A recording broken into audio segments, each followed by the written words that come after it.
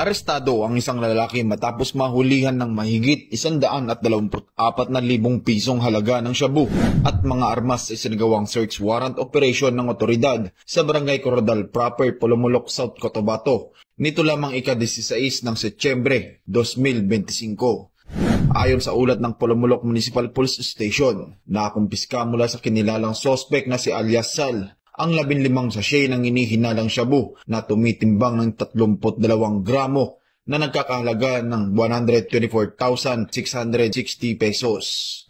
Na-recover din sa suspect ang isang caliber 45 pistol na baril na may 5 bala, isang granada at mga drug paraphernalia.